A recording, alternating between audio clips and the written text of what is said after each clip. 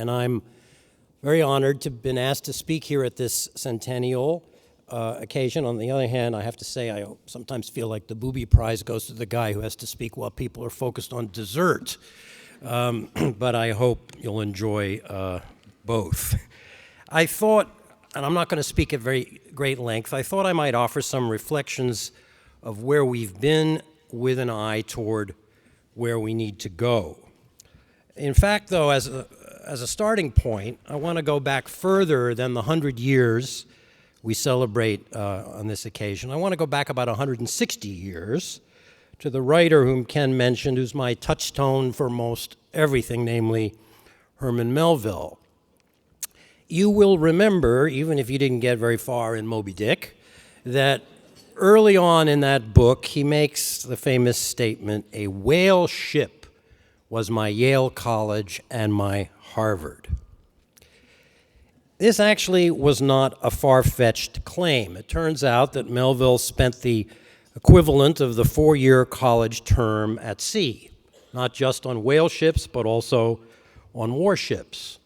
You might say he was a pioneer of the uncollege, or the do-it-yourself university movement, before that had even been invented. Now, what can we say, or what did he suggest he learned during that span of self-education? First of all, he got what parents and the public demand that our colleges deliver to their children: skills. He learned how to do things he couldn't even have imagined before he went to sea: how to climb the rigging, how to do his part in converting the living bodies of whales into commodities for the market. He also read a lot of books. The libraries of those ships were surprisingly well stocked. In effect, he learned a new language, the nautical language, with words like dunderfunk and terms like monkey rope that had been, as it were, Greek to him during his land-lubbering days. During his so-called college years, Melville also experienced what we would call today racial, ethnic, and socioeconomic diversity. By going to sea on a whale ship, turns out he entered what was more or less the only integrated society in 19th century America. To experience integration, you had to leave America and go to sea. A place where he met young men of all different colors and religious convictions, people he would never have encountered if he had stayed in his father's Boston or his mother's New York. And finally, perhaps most important, he spent a lot of time high up on the masthead. Some of you will remember a beautiful chapter in the book called The Masthead, from which he stared out at the wide Pacific, contemplating the world and asking those basic elemental questions. Who am I? Does my life have meaning? Or if, as he suspected, it has not been imbued with meaning by God, how then can I give it meaning?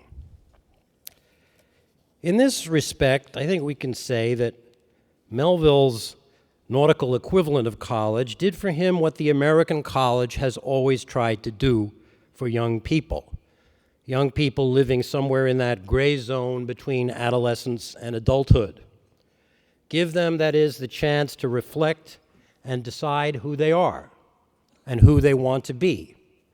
This is, after all, America's basic promise, the promise of freedom, the promise of self-determination, the promise that you do not have to be what the circumstances of your birth seem to tell you you are. And that kind of freedom, as is certainly expressed in Melville's great book, is both exhilarating and it can be terrifying because it carries with it a great measure of personal responsibility. Now, Melville, to push this analogy a little further, had something else in common, I think, with most college students. Certainly, it was the case for me when I was a college student. That is, he didn't realize much about what he was learning or what he still needed to learn while it was happening. About a decade after he had been at sea, he wrote a letter to his great friend Nathaniel Hawthorne in which he said, "I had no development until I was 25." In other words, he was sort of like the students I know at Columbia, where I have been teaching for 30 years now, God save me, who may, in fact, they do a certain amount of kvetching and griping about what we ask them to do, in particular our required Great Books core curriculum. Why do I have to read this stuff by all these dead white males? They're not all white males, but they are mostly dead. And they complain about it to some extent, but then when they come back as alumni, they come back by and large filled with gratitude. And in fact, every president of Columbia has discovered when, and it happens all the time, for budgetary reasons or for ideological reasons, the core curriculum comes under pressure and you want to mess around with it and you want to turn it into a lecture course or something like that. It's the alumni start to show up and they come in and they say, you know, it's funny, I read something in the Spectator about the core being in trouble and I can't find my checkbook, you know. I knew where it was yesterday, but I've been looking all over the place. But you know, if you get it back on track and you commit to funding it, I have a feeling I'll be able to know where my checkbook is tomorrow. So, you know, I've rehearsed very briefly here, and I will keep it brief this afternoon, what I think many of us believe are some self-evident truths about college.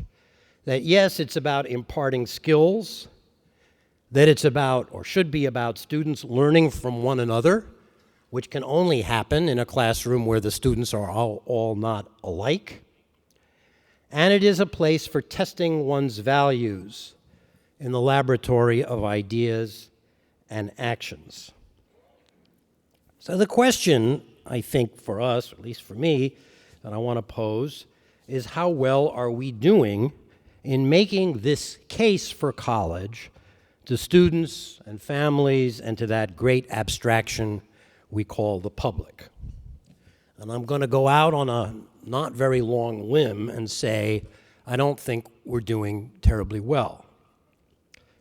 I'd like to illustrate that claim with the one and only image of my talk. If the folks in the back could put that up on the screen behind me.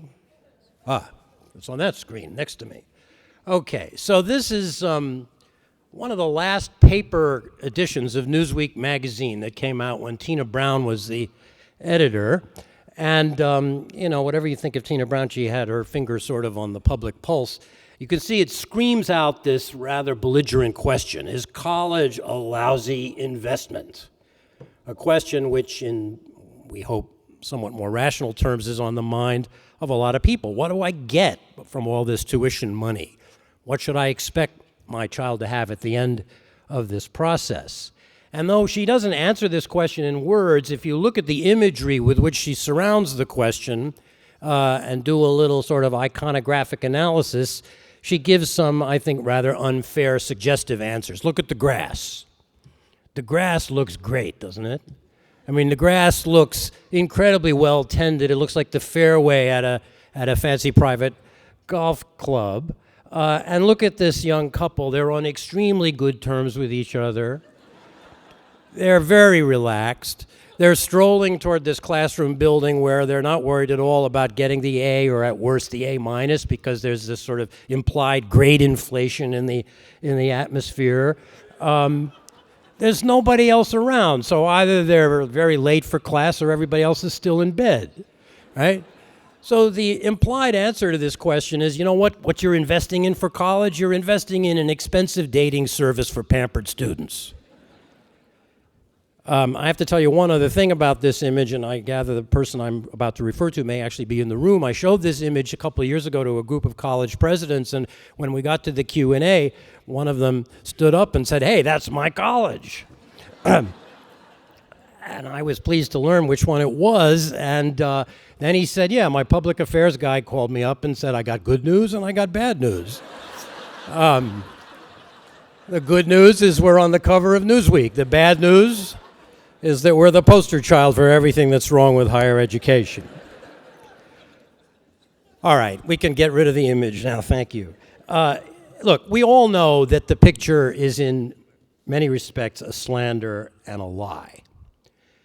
You wouldn't know from this picture that something more than a third of American undergraduates today attend underfunded, overcrowded community colleges with few amenities and certainly no luxuries, and that a growing portion of those students are adults with jobs and families that leave little time for anything but work and more work. It's a picture that represents a public misconception. And yet, however angry we may be and however distorted it may be, I think we need to take this perception perhaps more seriously than we have been doing, and I'm going to take a chance and say I think we need to take more responsibility for it than we have been as an educational community. In other words, I want to talk about some of the obstructions, or to put it differently, contradictions, that may be complicating our efforts to make our case for college, and in particular for liberal education, to a skeptical public. Now, since I'm going to say some things that might be construed as a little bit harsh, I want to be clear in advance that I'm keenly aware of the many exceptions to every critical generalization I'm about to toss out.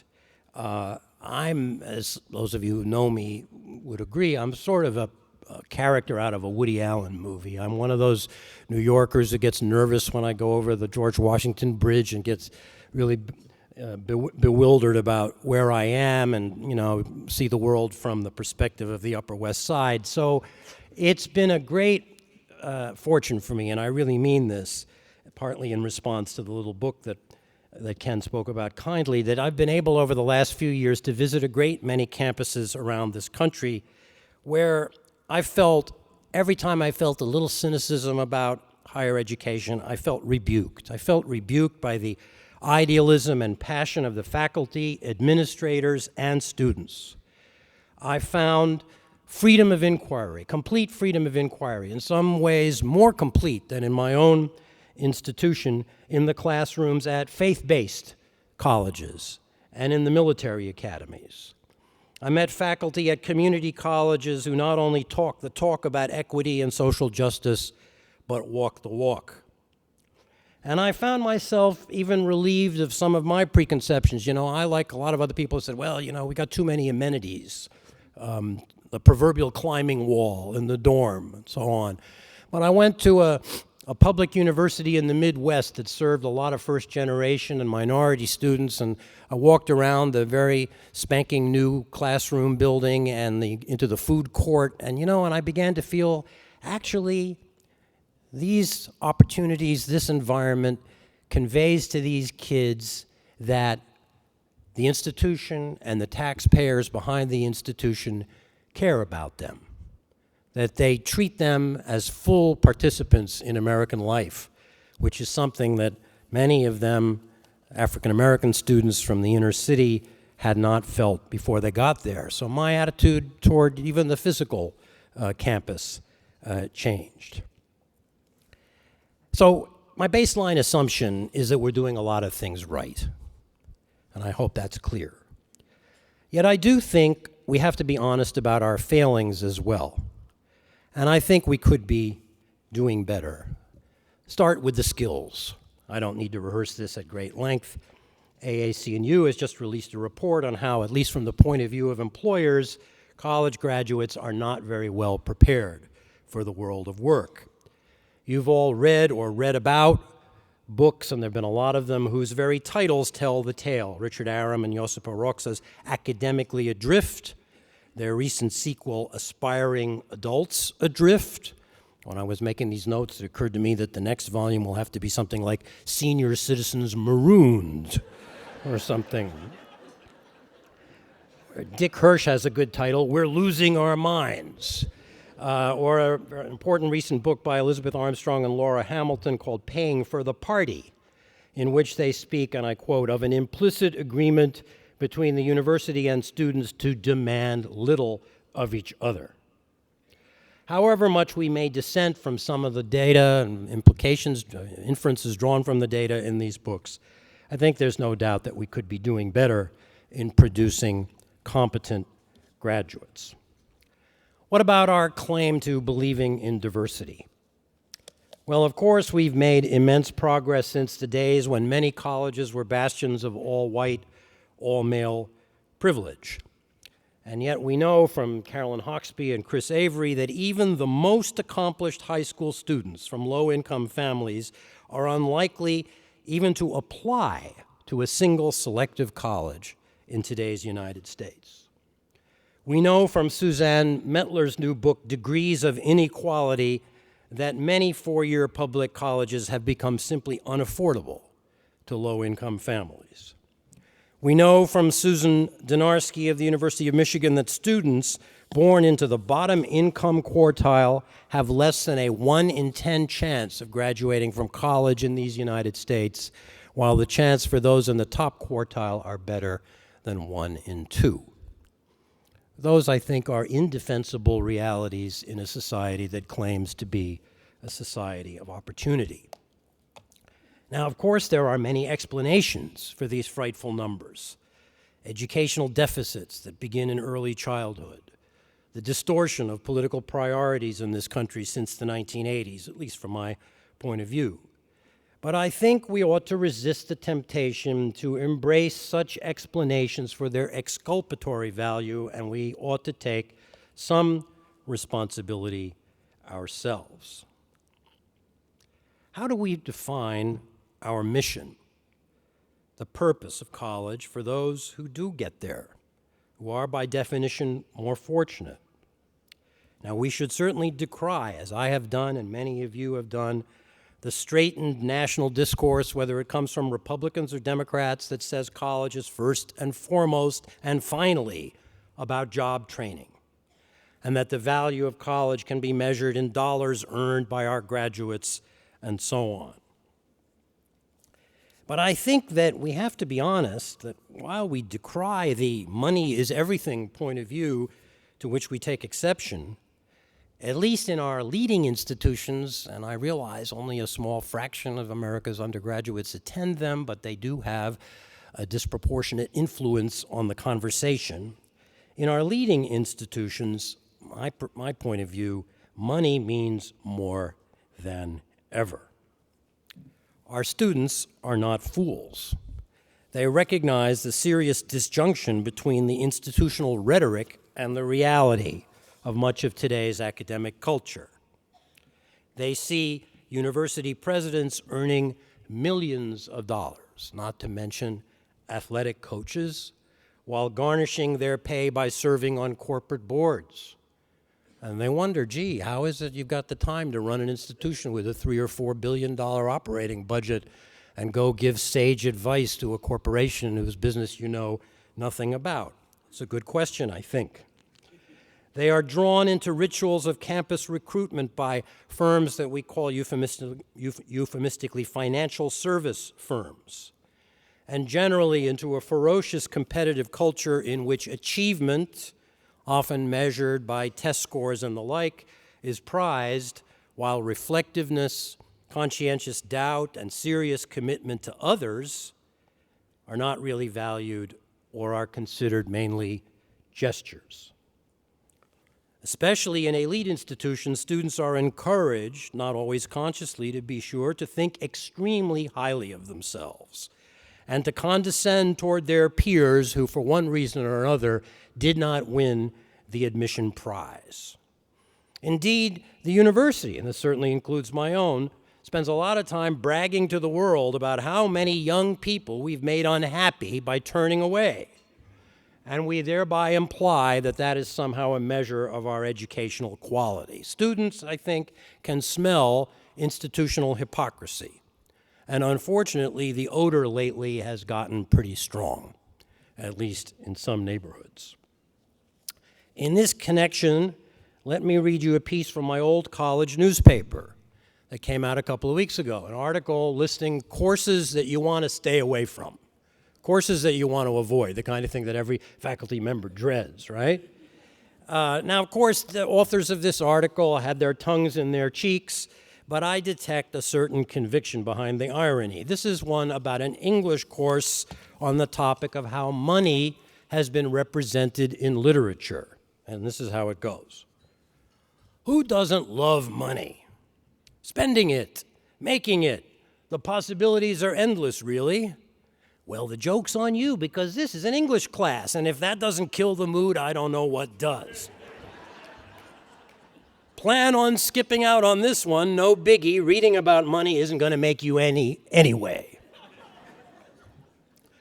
Now, students have a right, indeed an obligation, to be irreverent and skeptical of their elders, and as I've suggested, I think they're not wrong to detect a certain disjunction between the high-minded discourse in institutions like that one and the me-first reality.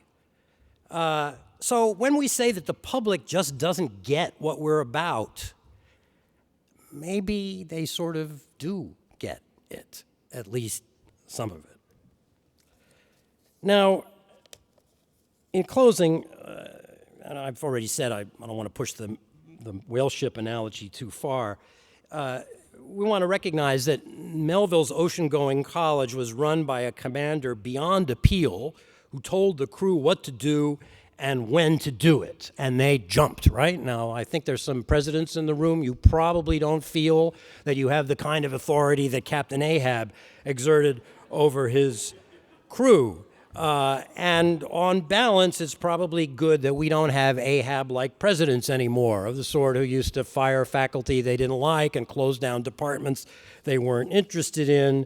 And getting past that era is, of course, one of the accomplishments we should be celebrating. If I'm not mistaken, it's also the centennial this year of the founding of the AAUP, which codified the principles of academic freedom, for which we are all grateful. And as I've already mentioned, Melville's world was a virtually all-male world, while today we can celebrate the rise of opportunity for women, the destruction of quotas, and to an appreciable extent of racial barriers. So there are lots of reasons to bring on the band and play the bright music, but we ought, I think, not to exclude entirely some of the darker notes. If, for example, students were once expected to be submissive and more or less voiceless and do what they were told, today we have, I think, something like the opposite problem. We've turned them into customers and consumers. Many aspects of college life, grade inflation, lax enforcement of rules against plagiarism and other forms of teaching. We all know that the scandal at UNC is just the tip of the iceberg, I suspect. We all know that these problems afflict many, if not most, of our institutions, or our recruitment practices, by which we pump up application numbers in order to impress U.S. News and World Report, the kinds of student satisfaction surveys we pass off as serious evaluations of teaching quality. I often think about the fact that the best teachers I had were invariably the ones I couldn't stand at the time I had them, and to whom I would have given very low grades because I just didn't know better. All this suggests to me that academia has indeed reversed the old faculty-student hierarchy to a significant extent and arrived at a principle that looks very much like the law of retail. The customer is always right. And I'm going to really take a risk now and say that that principle, that the student voice is always right, is right at this moment driving us into a very difficult situation because it's forcing institutions to ask whether they can or should adjudicate cases in which claims of felony sexual assault are being made. And you have one voice saying yes and another voice saying no, it wasn't so, and we will, I think it's safe to predict, soon be caught in a crossfire of lawsuits. It's not that I have a solution to this very complicated problem, but I don't think it's a problem that's going to go away anytime soon. We have forgotten too often, I think, what Melville reminds us, that students don't typically know what they need as opposed to what they want. I certainly didn't know that when I was 20 years old. And that often only with time does the value of a truly liberal education make itself manifest. With all due respect to my friends at the august American Academy of Arts and Sciences, who produced a very sincere report a couple of years ago extolling the virtues of the humanities, I think we do better as advocates of liberal education, which of course includes much more than the humanities, if we put before the public not so much celebrities like John Lithgow and Ken Burns and Yo-Yo Ma, excellent people all, talking about the charms of music or how much they love to read or they like to go to museums. I feel a whiff of condescension in that kind of advocacy. I think we would do better to put before the public graduates of programs such as the Warrior Scholar Program that began at Yale to serve veterans and give them the opportunity to experience liberal education, or the Bard Prison Initiative for inmates trying to pull their lives together, or Project Hope at Stanford serving recovering drug addicts, or the many colleges represented in this room. And a prime example, Miami-Dade, we had heard from Eduardo Padron this morning, that serve first-generation and minority students who are hungry for learning, many of whom can speak with powerful conviction about the liberating and indeed life-saving power of liberal education at its best. These students, I think, would be our most effective witnesses.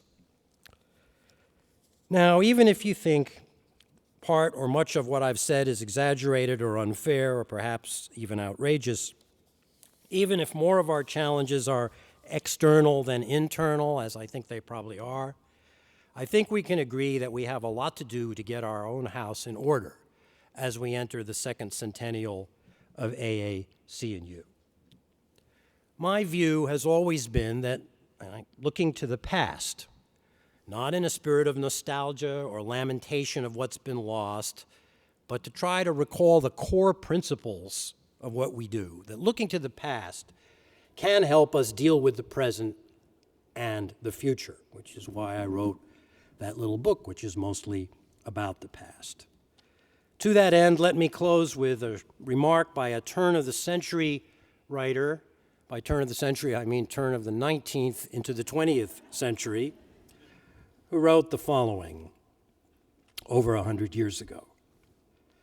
It makes a great difference if a young person spends the years between 18 and 22 in a counting house where the clocks measure nothing but interest, and where he must master the grim and terrible religion of money, or whether these years shall be spent amid surroundings that may awaken the youth to a noble ambition. That term, awaken, has a special resonance for me. I was myself awakened by a very great teacher some 40 years ago, a teacher who exemplified the Emersonian principle, and I quote Mr. Emerson, "The whole secret of the teacher's force lies in the conviction that men are convertible." And they are. They want awakening. Educators have always been, and let us hope always will be, in the business of trying, again in Emerson's words, to get the soul out of bed, out of her deep, habitual sleep. Perhaps we ourselves need to wake up to some uncomfortable realities as we try to make the case for a liberal education and to convince our fellow citizens that we actually do what we say. Thank you very much.